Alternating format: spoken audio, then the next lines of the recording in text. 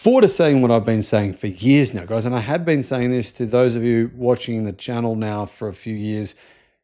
I cannot understand why these car companies continue spending billions of dollars on new engines, and they are doing it. I mean, General Motors the other day said it was going to spend 850 million US dollars to improve its V8 engine. It's been improving its V8 engine for 100 years, and to be honest, I don't think anyone can tell the difference in the last 20 years.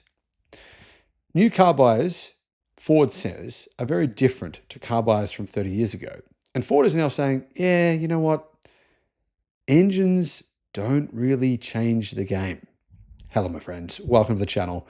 Great to have you with us. I want to say a big thank you to our YouTube members. If you'd like to get access to some videos that are not on the main channel, you can become a YouTube member. I'll put a link in the description below. Since internal combustion engines were adopted as the de facto mode of propulsion for cars, they became a defining characteristic. And I've got to say, I was obsessed with them. I was obsessed. I'm like, well, how much torque does it have? How much power does it have? How many kilowatts has it got? How many horsepower? You know, and I'm like, well, okay, how early is that horsepower jumping? Is it at 2,700 RPM? No, you're hitting peak power at 4,800 RPM. All this stuff. And honestly, I no longer care. The truth is, internal combustion is slow. Sonorous Italians or noisy Italian engines, ultra high revving Japanese 4-cylinders, or no replacement for displaced Americans who love their V8s. These stereotypes exist simply because these engines were synonymous not just with certain models, but brands and countries as a whole. Guys, I still, even though I do this channel, I still read the car news on a daily basis. And I still read what's in the new Audi RS8, what engines are coming out. I like to know what is going on. But honestly, nothing is changing. Nothing is. I mean, nothing. The day of the engine is over. Today we live in a world which has experienced a rapid technological advancement in a very short time. This has never happened in the automotive industry in the past. To a lot of people, cars have become just another commodity, and one where they don't really care too much about what the engine is. Now, Ford's vice chair, John Lawler, well, he has some pretty, decent gravitas behind him. He said this: I don't think the consumers really think about powertrains the way they did 30 years ago. And he's 100% right. When's the last time you had a conversation even with your petrol head mates where they said, hey, by the way, there's the new Chevy V8 engine coming out. It's got an extra 7 horsepower and it uses 0.1% less fuel, apparently. It just doesn't happen anymore. The shift to electrification has transformed the way new car buyers view vehicles. And it's not just electric cars. It's hybrids, plug-in hybrids, e-revs. It's completely changed. People are talking far more about efficiency than they are about new engines or engines at all. They're also talking far more about the battery packs, even if it's not an EV. They're saying, well, how big is the battery in there? What type of battery chemistry is it? Where combustion engines defined what a vehicle was or used to be, the horsepower, the displacement, the torque, and everything about the vehicle, I think a lot of that is gone, said Lawler. And I think Ford's right. In certain niches, people still want combustion cars, right? But that's probably just supercars, I think. Maybe big pickup trucks, Ford F-250s, that kind of thing. Chevy 2500s.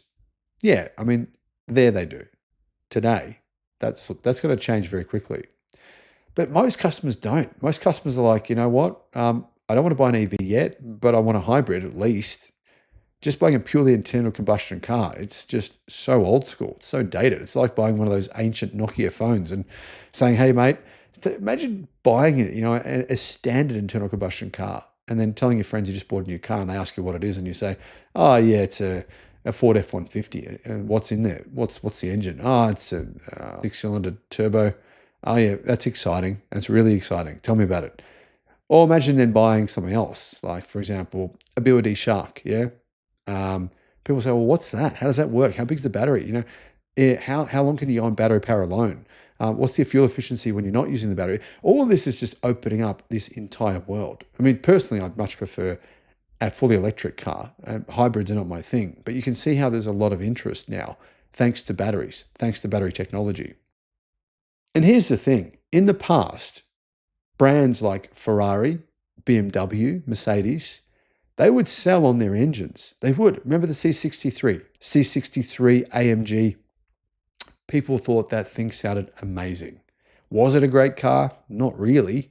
Did the engine sound awesome? It did. That's true.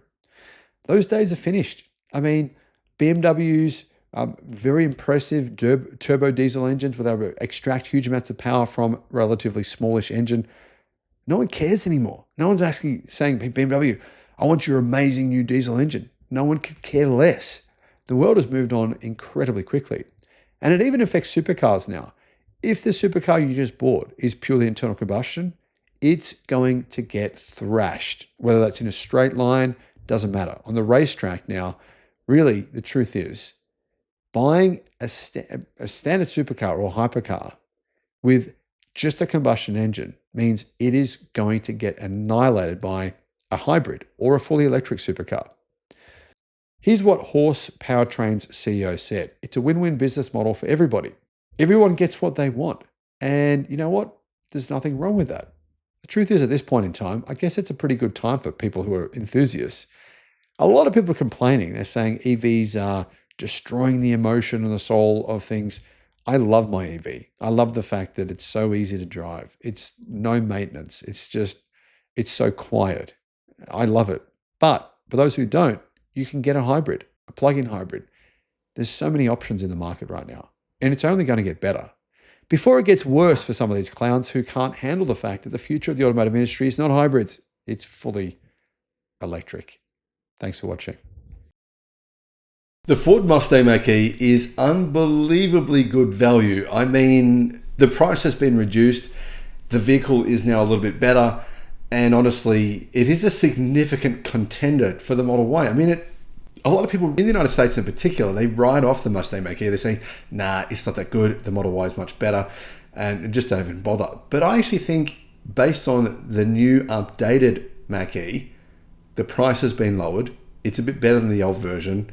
It's actually worth having a look at. I mean, especially if, you're one of those people who don't want to buy Tesla vehicles, which I can understand that. Have a look at this vehicle. Here are the details. And here's why I think you should have a look. So what exactly is happening here with this new car? Well, it has a new styling package. It has a $3,500 US price cut. Price was already cheap. I can't believe how cheap it is now. If this is not price parity with internal combustion, if anything, this is cheaper than internal combustion. $36,500. $36,500. And it qualifies for EV incentives, meaning